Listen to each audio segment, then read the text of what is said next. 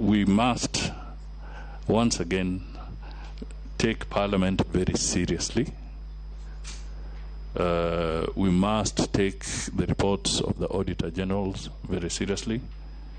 We must work in collaboration to help some of the critical independent institutions with the necessary resource. The Auditor General's office needs a lot of support.